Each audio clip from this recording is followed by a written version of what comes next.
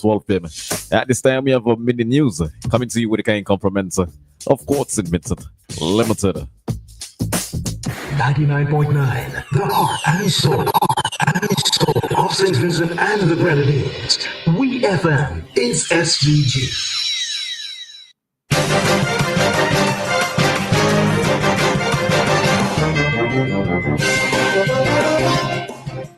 Good afternoon and welcome to VFM's Midday News, brought to you with the kind compliments of Court St. Vincent Limited. Sensational savings are here for the summer at Quartz Optical. Get 35% off frames and lenses when purchased on credit, or 25% off cash purchases. Plus, buy one, get two free on colored contact lenses. Book your free eye exam appointment online today on quartzoptical.com. Walk-ins also welcomed. You can wear it today and pay later. Only at Quartz Optical. Value you can see. Offer ends July 31st, 2025. Conditions apply.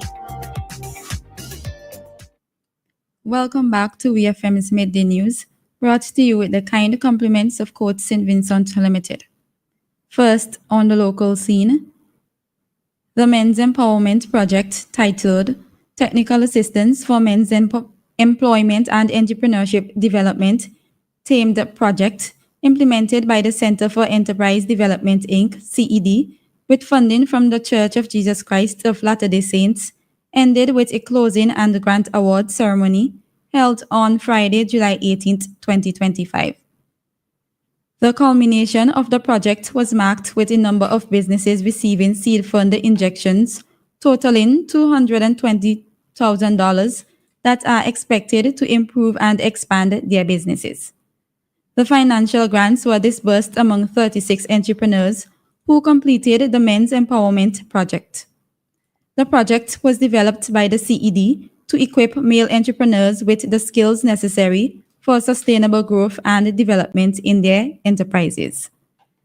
Its main focus was on personal and professional development, mentorship, and financial grants.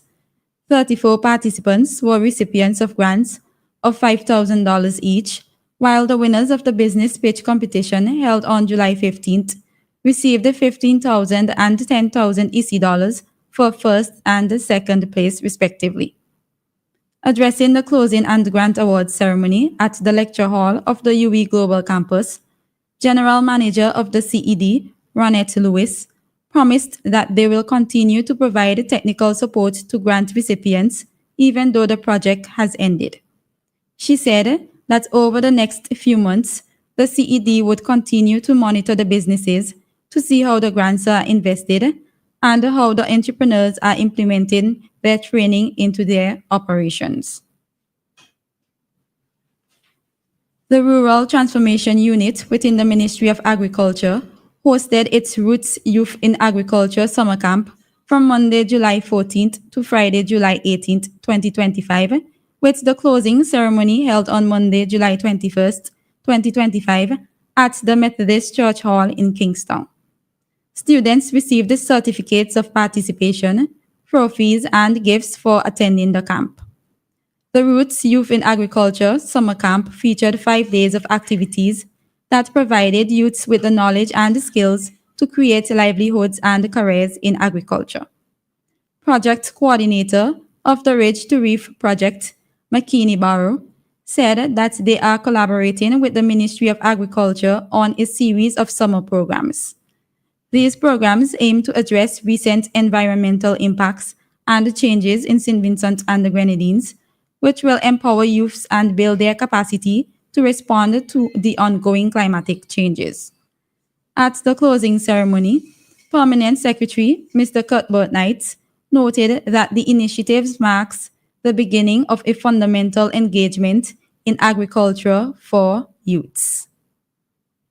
Still on the local scene, 5 health professionals from St. Vincent and the Grenadines were formally welcomed 2025, marking the start of an 8-week observership placement at Leeds Training Hospitals in the United Kingdom. This opportunity is part of a long-standing partnership between NHS England, West Yorkshire ICB, and the Government of St. Vincent and the Grenadines, built on 3 pillars: clinical fellowships, observerships, and knowledge exchange.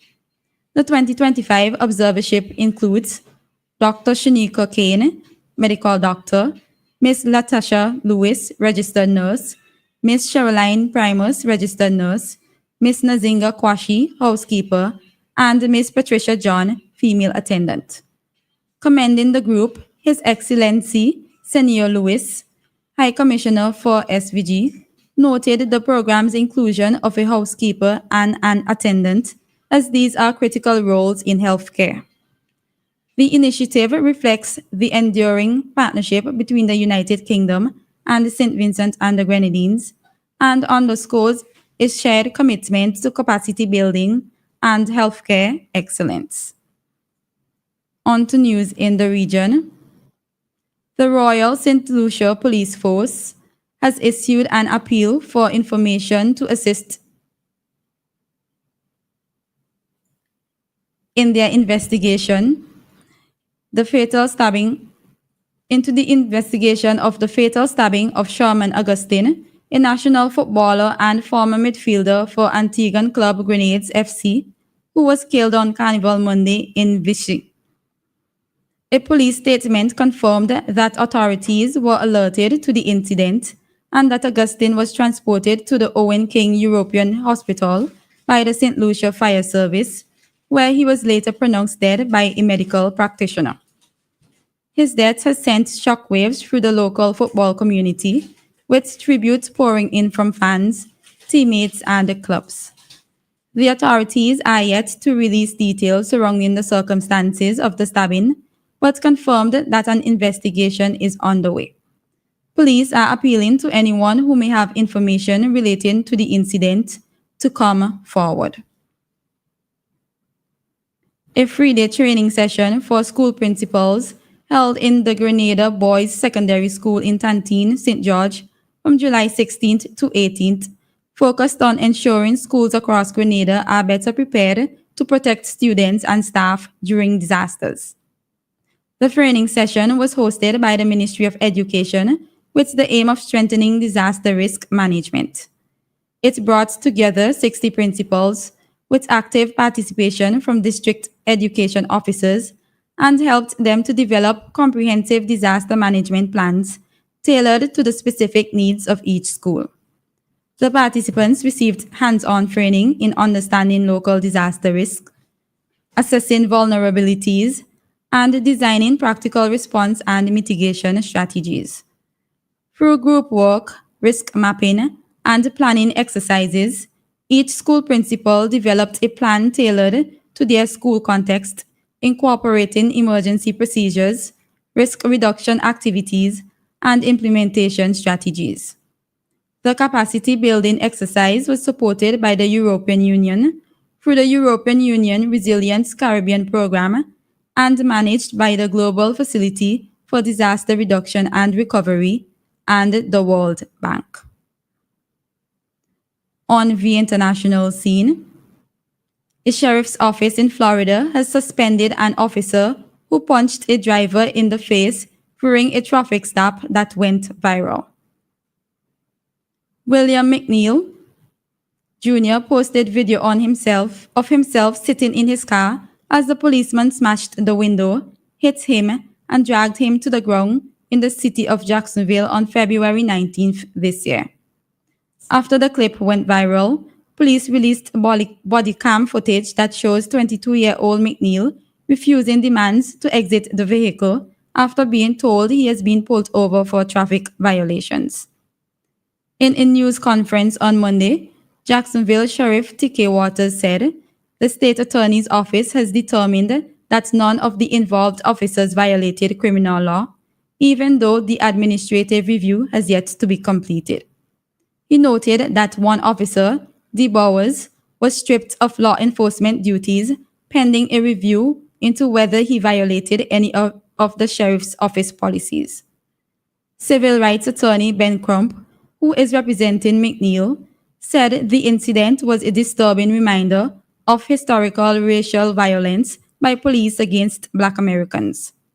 McNeil pled guilty to resisting a police officer without violence and driving on a suspended license. He was sentenced to 2 days in jail. Finally, in sports, Venus Williams became the second oldest woman to win a WTA Tour level singles match by beating Peyton Stearns at the Washington Open. 45-year-old Williams overcame world number 35 and fellow American Stearns in the first round. She is the oldest woman to win a singles match on tour since Martina Navratilova at the age of 47 in 2004. Williams is set to face Polish fifth seed Magdalena Frank in the second world round. This has been WeFM's Midday News. I have been your presenter, Shanika Stapleton.